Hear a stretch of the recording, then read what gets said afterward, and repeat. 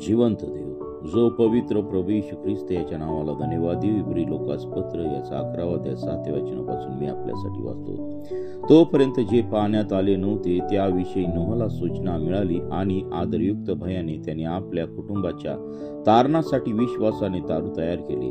त्या विश्वासाच्या द्वारे त्याने जगाला दोषी ठरवले आणि विश्वासाने प्राप्त होणारे जे नीतिमत्व त्याचा तो वतनदार झाला. अब्रामाला पाचारण झाल्यावर जे ठिकाण त्याला वतनादाखल मिळाले होते तिकडे निघून जाण्यास तो विश्वासाने मान्य झाला आणि आपण कोठे जातो हे ठाऊक नसताही तो निघून गेला.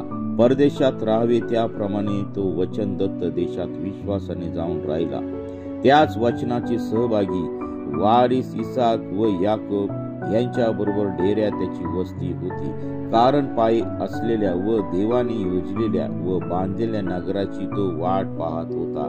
वयो मर्यादेपलीकडे असताही सारेला देखील विश्वासाने गर्भधारणेची शक्ती मिळाली, कारण तिने वचन देणाऱ्यास विश्वसनीय मानले. त्यामुळे एकापासून व आणि त्याही निर्जीव झालेल्या संख्येने आकाशातल्या ताऱ्या इतकी व समुद्र तीरावरील वाळू इतकी अगणित संतती निर्माण झाली. हे सर्व जण विश्वासात टिकून मेले. त्यांना वचनानुसार फलप्राप्ती झाली नव्हती, तर त्यांनी ती दुरून पाहिली व तिला वंदन केले आणि आपण पृथ्वीवर परके व प्रवासी आहो असे पत्करले. असे म्हणणारे आपण स्वतःच्या देशाचा शोध करीत असल्याचे दाखवितात. ज्या देशातून ते निघाले होते त्या देशाला उद्देशून हे म्हणणे असते तर त्यांना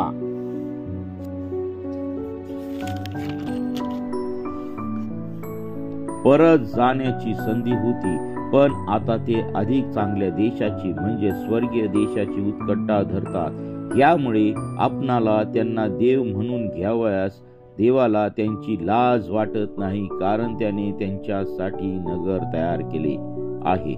अब्रामाने आपली परीक्षा होत असता विश्वासाने इसाकाचे अर्पण केले. ज्याने वचने स्वीकारली होती तो आपल्या एकुलत्या एकाचे अर्पण करीत होता. त्याला असे सांगितले होते की इसाकाच्याच वंशाला तुझे संतान म्हणतील.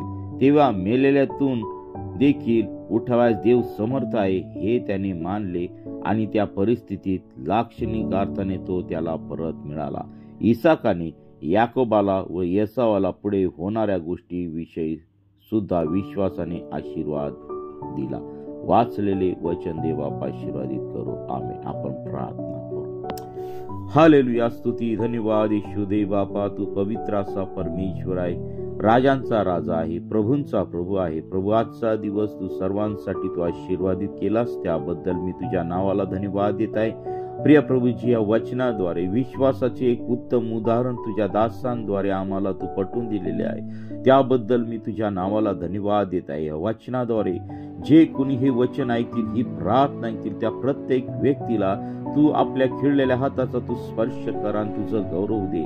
आज होणारे सर्व कामकाज तुझ्या पवित्र सामर्थ्याने तू आशीर्वादित कर. पित्या प्रभू, आज तुझं येणं जवळ येऊन ठेपलेलं आहे, त्या येण्यासाठी आम्ही तयार राहावं यासाठी प्रिय प्रभू आम्ही आमची तयारी करावी यासाठी तू आम्हाला तयार कर आणि तुझं गौरव दे. प्रभू, ज्या लोकांपर्यंत तुझं वचन गेलं नाही त्यापर्यंत प्रिय प्रभू जाण्यासाठी तू आम्हा प्रत्येकाला सुवार्तेचे दार तू उघड आणि तुझं गौरव दे. आम्ही तुझ्या नावाची घोषणा करावी आणि प्रिय प्रभू मरेपर्यंत तुझ्याशी विश्वासू राहावं यासाठी प्रिय प्रभू प्रत्येक दासदासीला तू सहाय्य कर, मार्गदर्शन कर.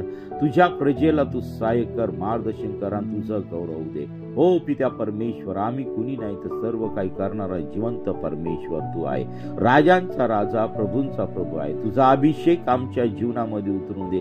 जे आजार आहे त्यांना तू आपल्या खिळलेल्या हाताचा तू स्पर्श कर. प्रभू, जे संकटात आहे त्यांच्या जीवनातील सर्व संकट काढून टाक. जे निराशेत आहे त्यांची निराशा काढून टाक. प्रभू, जे आजारात आहे त्यांचे आजार तू काढून टाक, त्यांना उत्तम आरोग्य दे. जे शापामध्ये पिडलेले त्यांच्या जीवनातील सर्व शाप तू काढून टाक आणि गौरव त्यांच्या जीवनाद्वारे होऊ दे. हो प्रित्या परमेश्वरा, आम्ही कुणी नाही तर सर्व काही करणारा जिवंत परमेश्वर तू आहे, राजांचा राजा आहे, प्रभूंचा प्रभू आहे. तुझा अभिषेक आमच्यावरती उतरून दे. आजचा हा दिवस आणि या दिवसामधील होणारे सर्व कामकाज जे कामाला गेलेले आहेत किंवा जाणार आहेत त्या सर्वांच्या कामामध्ये तू त्यांना सहाय्य कर, मार्गदर्शन कर. जे शेतकरी आहेत त्यांच्या पिकांना तू आशीर्वादित कर. प्रभू, जे उद्योगधंदे करत आहेत, बिझनेस करत आहेत, त्यांच्या व्यापाराला तू आशीर्वादित कर. आमचा देश, आमच्या महाराष्ट्र राज्य तुझ्या पवित्र सामर्थ्याने प्रिय प्रभू येशू तू आशीर्वादित कर. आमच्या देशातील प्रत्येक नागरिकाचं तू तारण कर आणि तुझं गौरव दे.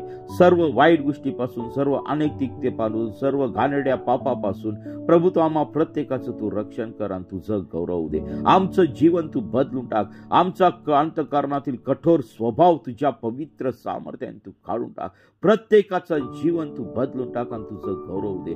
प्रिय प्रभू येशू, या वर्षातील शेवटच्या महिन्यामध्ये आम्ही पदार्पण केलेलं आहे. ओ पित्या परमेश्वरा, ह्या शेवटच्या महिन्यामध्ये प्रिय प्रभू येशू आम्ही उत्तम निर्णय घेऊन प्रिय प्रभू येशू तुला संतोष हो यासाठी प्रिय प्रभू येशू तू आमच्या प्रत्येकाचा तू उपयोग करून घे. इथून पुढची वेळ काळ सर्व काही तुझ्या पवित्र चरणाजवळ समर्पित करीत आहोत. ही प्रार्थना येशूच्या नावाने मागतो म्हणून तो ऐक.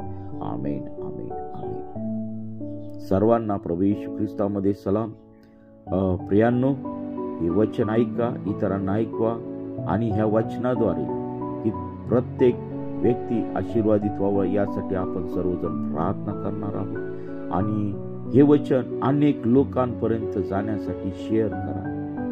लाईक केलं नाही तरी चालेल, सबस्क्रिप्शन केलं नाही तरी चालेल, परंतु इतरांपर्यंत शेअर करा. कारण न जाणून अनेक लोकांचं जीवन बदलून देवाच्या राज्यात येण्यासाठी त्यांना सहाय्य करेल.